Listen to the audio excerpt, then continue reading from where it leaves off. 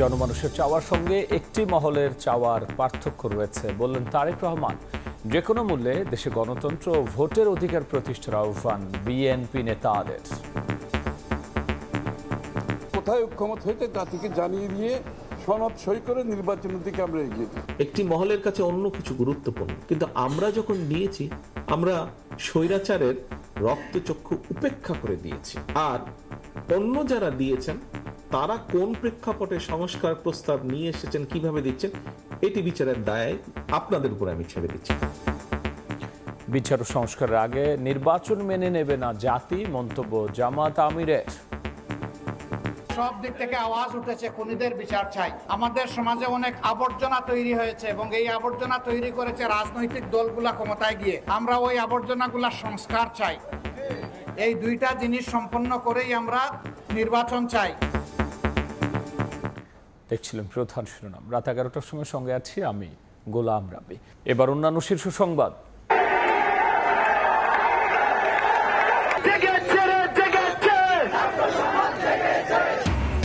VC প্রভিসির পদত্যাগে KUET শিক্ষার্থীদের উল্লাস, ক্যাম্পাসে আনন্দ মিছিল।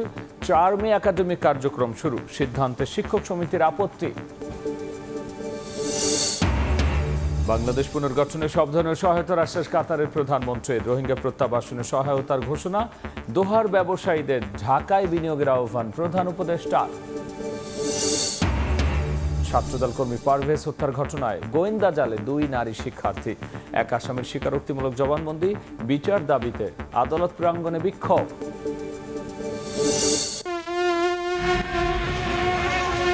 জনগণ এখন আর থাকতে পারে না মশার কামড়ে। ঠিক মতো দিত তাহলে মশা একটু কমতো। মশক নিধনে শত কোটি টাকা খরচ, ফলাফল শূন্য। ঢাকার 2 সিটির কার্যক্রমকে লোক দেখানো বলছেন নগরবাসী। ওষুধের মান নিয়ে প্রশ্ন, বর্ষায় ডেঙ্গু পরিস্থিতি অবনতির শঙ্কা। এবং কাশ্মীরে হামলার জেরে পাকিস্তানের আকাশসীমায় ভারতীয় বিমান প্রবেশে নিষেধাজ্ঞা, বাণিজ্য বন্ধের ঘোষণা। পাক উপপ্রধানমন্ত্রী ঢাকা সফর স্থগিত।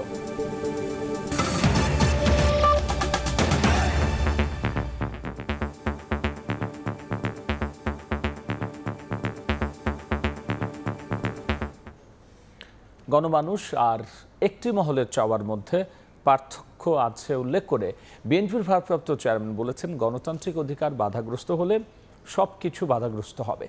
আর সংস্কার নিয়ে রাজনৈতিক দলের ঐক্যমতের দিকগুলো দ্রুত জাতির সামনে তুলে ধরার আহ্বান জানিয়েছেন স্থায়ী কমিটির সদস্য আমির খসরু। জেলার বৃহস্পতিবার দিনাজপুর, ঠাকুরগাঁও, পঞ্চগড় জেলায় 31 দফা কর্মশালায় লন্ডন থেকে ভার্চুয়ালি যুক্ত হন বিএনপির ভারপ্রাপ্ত চেয়ারম্যান তারেক রহমান। সংস্কার সহ তৃণমূলের নেতাকর্মীদের নানান প্রশ্নের উত্তর দেন। ভার্চুয়ালি যুক্ত হন দলের মহাসচিব মির্জা ফখরুল ইসলাম আলমগীরও। 31 দফাকে জাতির মুক্তির সনদ হিসেবে উল্লেখ করে সেগুলোকে জনগণের দ্বারে দ্বারে পৌঁছাতে নেতাকর্মীদের নির্দেশনা দেন মির্জা ফখরুল। এই 31 দফা হচ্ছে আমাদের একটা মুক্তির সনদ, জনগণের ভালোবাসার দলে পরিণত করতে পারি, সেই লক্ষ্যে আমাদেরকে কাজ করতে হবে। 31 দফাকে পুরোপুরি আমাদের নিয়ে যেতে হবে জনগণের মাঝে। জনমানুষের চাওয়ার সঙ্গে একটি মহলের চাওয়ার পার্থক্য রয়েছে উল্লেখ করে দলের ভারপ্রাপ্ত চেয়ারম্যান বলেন, গণতান্ত্রিক অধিকার বাধাগ্রস্ত হলে সবকিছু বাধাগ্রস্ত হবে। নেতাকর্মীদের যে কোনো মূল্যে জনগণের পাশে থাকার নির্দেশনা দিয়ে তারেক রহমান বলেন, সংস্কার প্রস্তাব উপস্থাপনের ক্ষেত্রে অন্যদের সঙ্গে পার্থক্য হলো বিএনপি স্বৈরাচারের রক্তচক্ষু উপেক্ষা করেই 31 দফা দিয়েছে। জনমানুষের যেই প্রশ্ন, যেই চাওয়া, তার সাথে একটি মহলের চাওয়ার অমিল রয়েছে। একটি মহলের কাছে অন্য কিছু গুরুত্বপূর্ণ, কিন্তু আমরা যখন দিয়েছি আমরা স্বৈরাচারের রক্তচক্ষু উপেক্ষা করে দিয়েছি। আর অন্য যারা দিয়েছেন তারা কোন প্রেক্ষাপটে সংস্কার প্রস্তাব নিয়ে এসেছেন, কিভাবে দিচ্ছেন, এটি বিচারের দায় আপনাদের উপর আমি ছেড়ে দিচ্ছি। কারণ মানুষের গণতান্ত্রিক অধিকার এবং রাজনৈতিক অধিকার যদি বাধাগ্রস্ত হয়, সব কিছু তাহলে ধ্বংস হয়ে যাবে, সবকিছু বাধাগ্রস্ত হবে। এদিকে বৃহস্পতিবার বিকেলে গুলশানে লিয়াজো কমিটির বৈঠক শেষে গণমাধ্যমে কথা বলেন দলের স্থায়ী কমিটির সদস্য আমির খসরু মাহমুদ চৌধুরী। সংস্কার নিয়ে রাজনৈতিক দলগুলোর প্রস্তাবের মধ্যে কোন কোন বিষয় ঐক্যমত হয়েছে তা দ্রুত জাতির সামনে প্রকাশের আহ্বান তার। খালি বিএনপি না, প্রত্যেকটি রাজনৈতিক দল তাদের সংস্কার প্রস্তাব জমা দিয়েছে। সুতরাং কোথায় ঐক্যমত হয়েছে তা থেকে জানিয়ে দিয়ে সনদ সই করে নির্বাচনের দিকে আমরা এগিয়ে যাই। একই দিন দুপুরে নয়াপল্টনে জরুরি সংবাদ সম্মেলনে সিনিয়র যুগ্ম মহাসচিব রুহুল কবির রিজভী অভিযোগ করে বলেন, যারা ঘোলা পানিতে মাছ শিকার করতে চায় তাদের ইন্ধনে ফ্যাসিস্টদের দোসররা দেশে বিশৃঙ্খলা সৃষ্টির সাহস দেখাচ্ছে। প্রশাসনের রন্ধ্রে রন্ধ্রে থাকা পতিত ফ্যাসিস্টদের সহযোগীরা ষড়যন্ত্রের জাল বিস্তার করছে। শাতিলা শারমিন, সময় সংবাদ, ঢাকা। জুলাই গণহত্যাকারীদের বিচার ও প্রয়োজনীয় সংস্কার শেষেই নির্বাচন চায় জামায়াতে ইসলামী।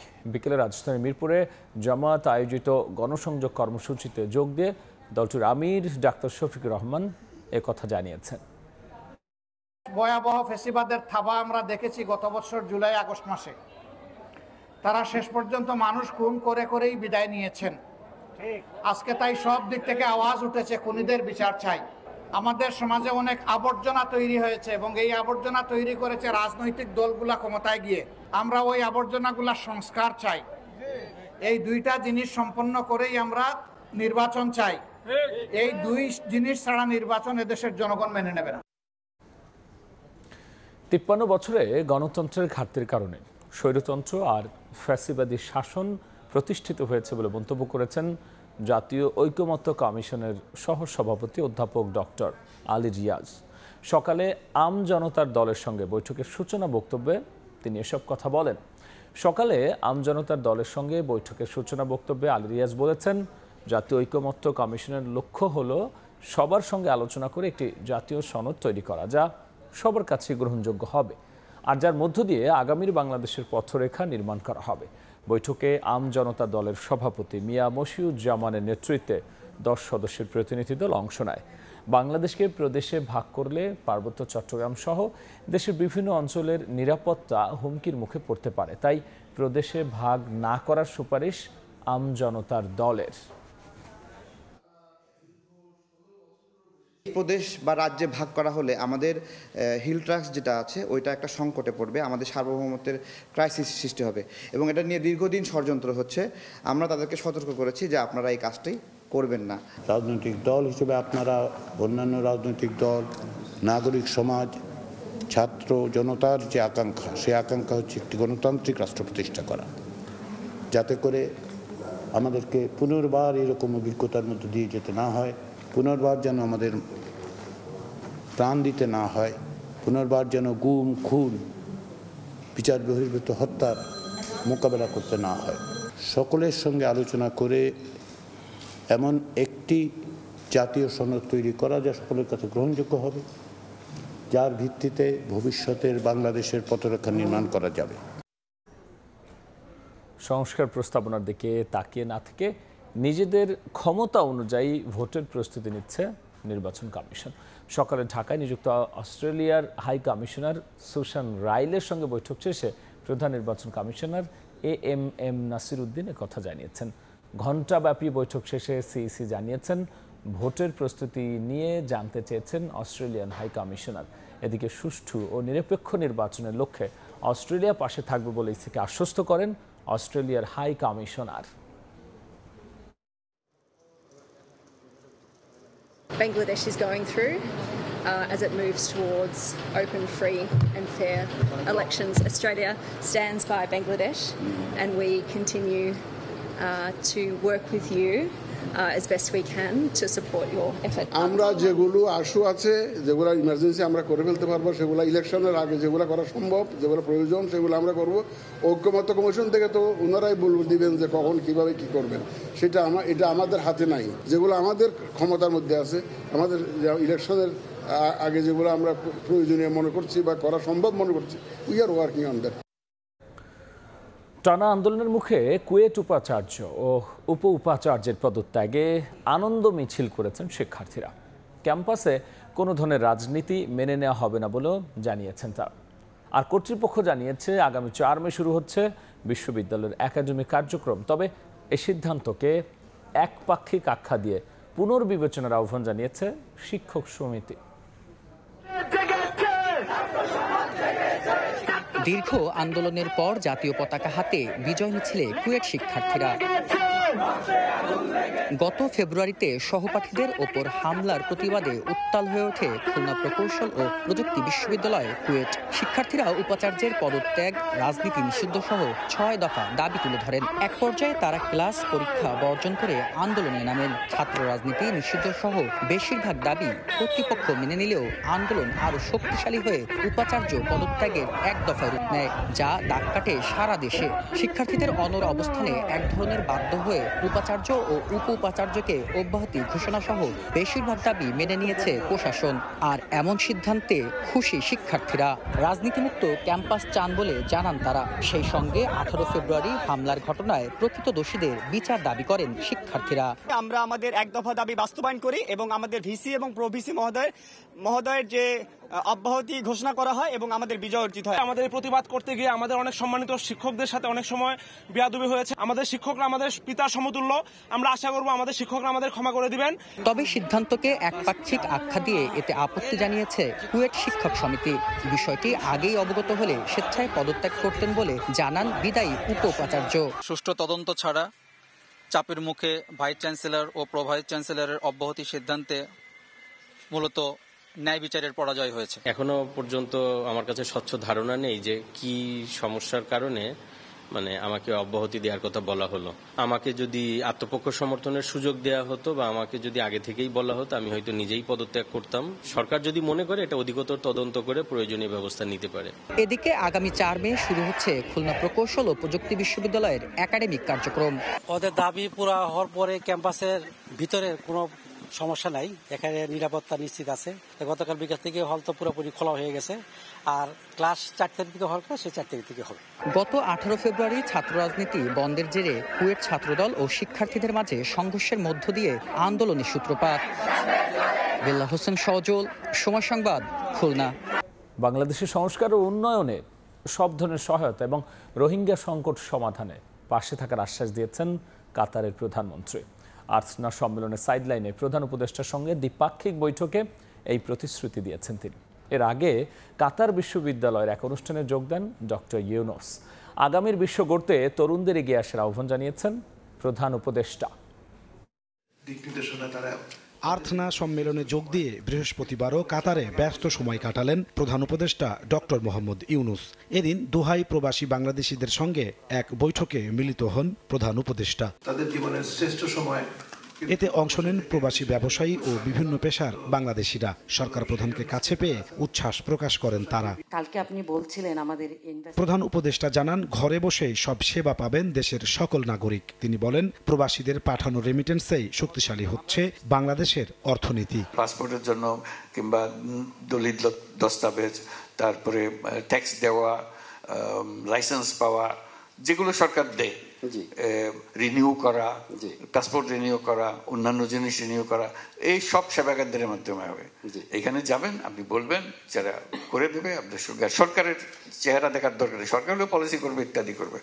এর আগে প্রধান উপদেষ্টা সাক্ষাৎ করেন কাতারের প্রধানমন্ত্রী শেখ মোহাম্মদ বিন আব্দুর রহমান বিন জসিম আল থানির সঙ্গে। সেখানে বাংলাদেশের সংস্কার ও পুনর্গঠনে সব ধরনের সহায়তার আশ্বাস দেন কাতারের প্রধানমন্ত্রী। এ সময় রোহিঙ্গা প্রত্যাবাসনে বাংলাদেশের পাশে থাকার আশ্বাস দেয় কাতার। কাতারের কাছ থেকে অনেক ধরনের আমরা ফিনান্সিয়াল ইনভেস্টমেন্টগত পুরো সাপোর্ট স্যার চেয়েছেন। উনি বলেছেন, অ্যাসিওর করেছেন তার সাপোর্টের বিষয়ে। রোহিঙ্গারা তাদের দেশে ডিগনিটির সাথে ফিরে যেতে পারে, সেই একটা সলিউশন সবাই খুব দ্রুত এটা খোঁজার তাগিদ দুজনের মধ্যে ডিসকাশনে ছিল।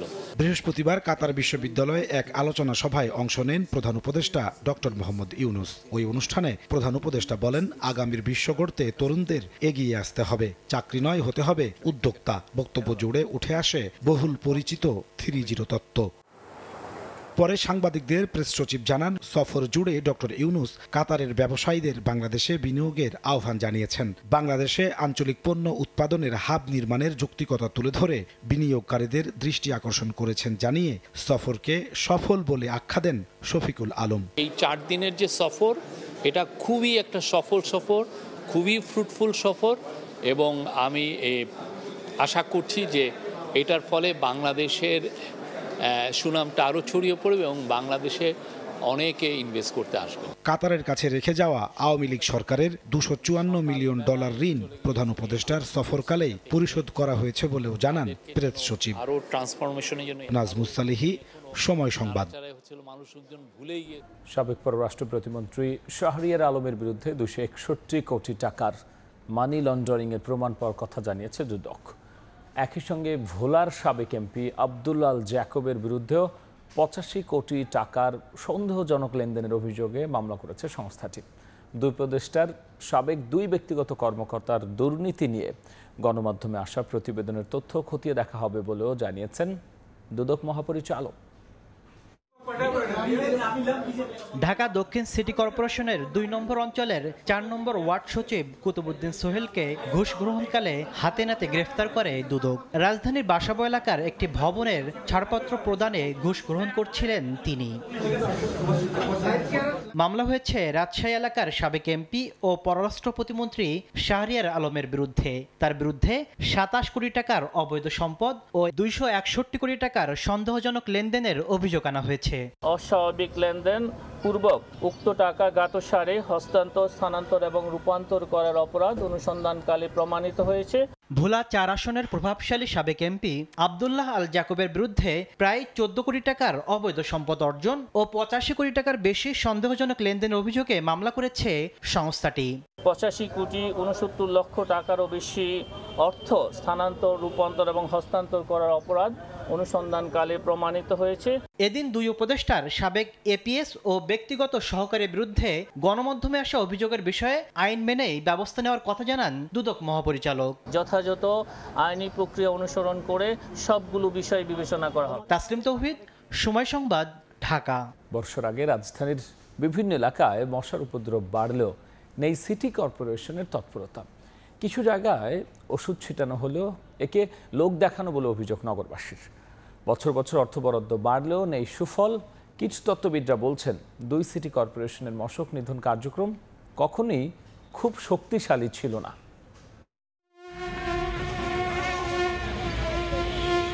সূর্যাস্তের এই দৃশ্য নগরবাসীর জন্য যতটা আনন্দের ঠিক ততটাই আতঙ্কের। কেননা স্বাস্থ্য অধিদপ্তরের তথ্য বলছে এবছর চলতি মাস পর্যন্ত ডেঙ্গু আক্রান্ত হয়েছেন প্রায় 2500 জন, আর মৃত্যুর সংখ্যাটাও 20 ছুঁই।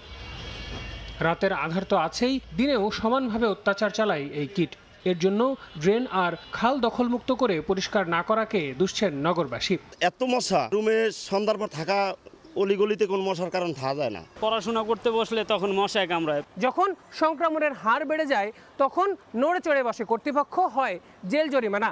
তবে সংক্রমণের গতির সঙ্গে কমে আসে তৎপরতা, আর যার প্রমাণ এই পরিবেশ। নিয়ম করে মশক নিধনে ঔষধ ছিটানো হয় ফগিংও, কিন্তু নগরবাসীর অভিযোগ কাজে আসে না এসবের কিছুই। সব খালি ময়লা, তো ময়লা তো মশার বিস্তার তো হবে। ঠিক মতো ওষুধ দিত তাহলে মশা একটু কমতো। তবে 2 সিটি কর্পোরেশনের দাবি, মশার বাড়তি উপদ্রবে হিমশিম খেতে হচ্ছে তাদেরও। একই এলাকায় একই সাথে একটা চিরুনি অভিযান হবে, যেখানে সব কার্যক্রম সমন্বিতভাবে হবে। প্রায় 1000-এর উপরে ট্র্যাপ আমরা এই মুহূর্তে বানানোর জন্য সিদ্ধান্ত নিয়েছি, যে বেশি মশা যেখানে আছে, যেখানে আসলে আমরা আসলে ওষুধ দিয়ে কুল পাচ্ছি না। বর্ষা আসার আগে এডিস মশার প্রজননস্থল ধ্বংস করতে না পারলে বিপর্যয়ের মুখোমুখি হতে হবে বলে মনে করেন এই বিশেষজ্ঞ। মশা যেখানে জন্মায় সেই ব্রিডিং প্লেস ম্যানেজমেন্ট করতে হবে। Fogging health Hazard, environmental Hazard, কিন্তু মশা কোনো রকম ইফেক্টিভলি সে মশা কিল করতে পারে না।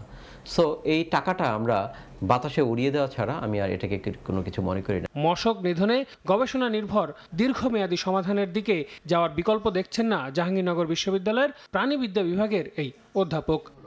আল আমিন তুষার, সময় সংবাদ, ঢাকা।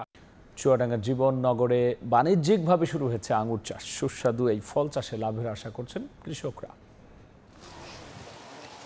থোকায় থোকায় ঝুলছে আঙ্গুর, এমন দৃশ্যের দেখা মিলছে চুয়াডাঙ্গার জীবননগর উপজেলার কয়েকটি গ্রামে। পেয়ারাতলা গ্রামের তরুণ কৃষি উদ্যোক্তা রুহুল আমিন রিটন 2019 সালে অল্প পরিসরে পরীক্ষামূলক আঙ্গুর চাষ শুরু করেন। তবে প্রথম দিকে আঙ্গুরের ভালো ফলন হতো না। তারপরও বেশ কয়েকজন কৃষক উপজেলার বিভিন্ন গ্রামে ছোট বড় পরিসরে বাগান গড়ে তোলেন বাণিজ্যিকভাবে চাষ করার জন্য। গেল মার্চের শুরু থেকে বাইকুনুর জাতের আঙ্গুর বাগান ভরে যায় ফুলে ফুলে। ফুল আসার 20 থেকে 25 দিনের মধ্যে ধরে ফল, আর 20 থেকে 25 দিনের মধ্যে শুরু করে পাকতে। এর আগে 2-1টা গাছে হয়েছে, তা আমরা টেস্ট করছি মিষ্টি। বাংলাদেশে 10-11-12 প্রকারের মাটি আছে, হয়তোবা যে কোনো মাটিতে আঙুর চাষ করা যাবে। লাভজনক হলে দেশব্যাপী এই জাতের আঙ্গুর চাষ ছড়িয়ে দিতে কাজ করা হবে বলে জানান কৃষি কর্মকর্তারা। সিডলেস এবং মিষ্টি দুইটাই ঠিক থাকে, তাহলে আমরা আশা করি এটা একটা সম্ভাবনাময় ফসল হবে। এবার চুয়াডাঙ্গার জীবননগরে 35 বিঘা জমি থেকে এ মৌসুমে প্রায় 300 মণ আঙ্গুর উৎপাদন হবে, যার বাজার মূল্য প্রায় 30 লাখ টাকা। সময় সংবাদ, চুয়াডাঙ্গা। প্রাইম এশিয়া বিশ্ববিদ্যালয়ের শিক্ষার্থী ও ছাত্রদল কর্মী পারভেজ হত্যার ঘটনায় 2 নারী শিক্ষার্থীকে আটক করেছে ডিবি। এর আগে প্রধান আসামির স্বীকারোক্তিমূলক জবানবন্দির বরাত দিয়ে র্যাব জানিয়েছে জড়িত সবাইকে গ্রেফতারের পরই মূল কারণ জানা যাবে। গেল শনিবার রাজধানীর বনানীতে প্রাইম এশিয়া বিশ্ববিদ্যালয়ের ক্যাম্পাসের কাছে একটি দোকানে ছাত্রীকে উত্ত্যক্ত করার অভিযোগ নিয়ে বিবাদের জেরে টেক্সটাইল ইঞ্জিনিয়ারিং বিভাগের শিক্ষার্থী জাহিদুল ইসলাম পারভেজকে ছুরিকাঘাত করে হত্যার ঘটনা ঘটে।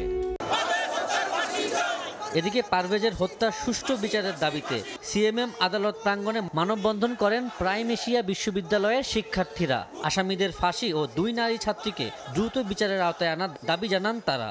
সবাই শুধু আসামিদের ধরতেছে, মেইন কারিগর তো হচ্ছে ওই মেয়ে দুইটা, এই মেয়ে দুইটার কথা কেউ বলতেছে না। এই মেয়ে দুইটাকেও আইনের আওতায় নিয়ে আসা হোক। আমাদেরকে কে সেফ দিবে? একদম বহিরাগত মানুষকে আইসে যদি আমাদেরকে মেরে যায়, সর্বোচ্চ শাস্তি ফাঁসি, মৃত্যুদণ্ড চাই আমরা।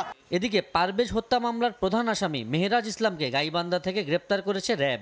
বৃহস্পতিবার বিকালে রাজধানীর উত্তরায় র্যাব 1 কার্যালয়ে সংবাদ সম্মেলনে জানানো হয়, সব আসামিকে গ্রেপ্তারের পর পারভেজ হত্যার মূল কারণ জানা যাবে। ঢাকা কলেজ সিটি কলেজে একটা ইগোইস্টিক চ্যালেঞ্জ চলতেছে, একটা সোসাইটিতে সব জায়গাতে কম বেশি চলতেছে, এটাই উনি স্বীকার করতেছে। এর বাইরে কোনো কথা এখন পর্যন্ত উনি স্বীকার করেননি। তো যখন তাদেরকে ক্রস চেক করা হবে তখনই আসলে আমরা কনক্লুশনটা বলতে পারবো। অপরাধীর ক্ষেত্রে রাজনৈতিক পরিচয় নিয়ে আসলে অন্তত আমরা খুব বেশি ইনকোয়ারি করতেছি না এই মুহূর্তে। আমরা চাচ্ছি যে অপরাধের আসল রহস্যটা কি, কেন। এই ঘটনায় 2 ছাত্রী ও বহিরাগত কয়েকজনকে আটকের চেষ্টা চলছে বলেও সংবাদ সম্মেলনে জানানো হয়। 2 ছাত্রী, তাদের ব্যাপারেও আমাদের তথ্য রয়েছে। আমরা চেষ্টা করতেছি অনেক দ্রুত তাদেরকে ধরার জন্য এবং আদালতের নির্দেশ অনুযায়ী কার্যক্রম করার জন্য। এদিকে পারভেজ হত্যা মামলায় আদালতে স্বীকারোক্তিমূলক জবানবন্দি দিয়েছে অন্যতম আসামি মাহাতির হাসান। জবানবন্দি শেষে তাকে পাঠানো হয় কারাগারে। আবু সাইদ নিশান, সময় সংবাদ, ঢাকা। এবার দেশের বাইরের খবর। এক পর্যটন শহরে সন্ত্রাসী হামলা তুঙ্গে তুলেছে ভারত পাকিস্তানের উত্তেজনার পারদ। সার্ক ভিসা, সিন্ধু নদের পানি চুক্তি বাতিল নিয়ে দিল্লির সিদ্ধান্তের পর এবার সব বাণিজ্যিক সম্পর্ক বন্ধের ঘোষণা দিয়েছে ইসলামাবাদ। এদিকে সন্ত্রাসী হামলার পর করণীয় ঠিক করতে সর্বদলীয় বৈঠক করেছে বিজেপি সরকার। কাশ্মীরের পেহেলগামে ভয়াবহ সন্ত্রাসী হামলার 2 দিন পর বৃহস্পতিবার প্রথমবার জনসম্মুখে বক্তব্য রাখেন নরেন্দ্র মোদী। বিহারের রাজনৈতিক জনসমাবেশে দেয়া বক্তব্যে জড়িতদের বিরুদ্ধে কড়া বার্তা দেন ভারতের প্রধানমন্ত্রী। সন্ত্রাসীদের খুঁজে বের করে শাস্তি নিশ্চিত করার ঘোষণা দেন তিনি। সন্দেহভাজন সন্ত্রাসীদের মধ্যে 2 জন পাকিস্তানের নাগরিক বলে দাবি করেছে কাশ্মীর পুলিশ। তারা সবাই পাকিস্তান ভিত্তিক সংগঠন লস্কর-ই তৈয়বার সদস্য বলেও দাবি করা হয়। তবে এমন অভিযোগ অস্বীকার করেছে গোষ্ঠীটি। সব ভারতের নাটক বলে মন্তব্য করেছে সংগঠনটির অন্যতম প্রধান সাইফুল্লাহ। ভয়াবহ এই হামলার ঘটনায় ভারত পাকিস্তান উত্তেজনার পারদ বেড়েই চলেছে। নয়াদিল্লির সীমান্ত বন্ধ, সিন্ধু পানি চুক্তি স্থগিত, কূটনীতিকদের বহিষ্কার সহ বেশ কিছু পদক্ষেপের পাল্টা জবাব দিয়েছে ইসলামাবাদ। জাতীয় নিরাপত্তা কমিটির বৈঠক শেষে ভারতের সঙ্গে সব ধরনের বাণিজ্য বন্ধের পাশাপাশি আকাশ সীমা ব্যবহার নিষিদ্ধের ঘোষণা দেয় পাকিস্তান। এছাড়া ওয়াঘা সীমান্ত বন্ধ, সার্ক ভিসা বাতিল করে 48 ঘন্টার মধ্যে ভারতীয়দের পাকিস্তান ছাড়ার নির্দেশ দেওয়া হয়। ইসলামাবাদে ভারতের প্রতিরক্ষা উপদেষ্টাদের অবাঞ্ছিত করার পাশাপাশি ভারতীয় হাইকমিশনে কর্মী সংখ্যা 30-এর নিচে নামিয়ে আনার নির্দেশ দেওয়া হয়। নাদিম মারজান, সময় সংবাদ। এই ছিল আমার কাছে থাকা দেশ বিদেশের খবর।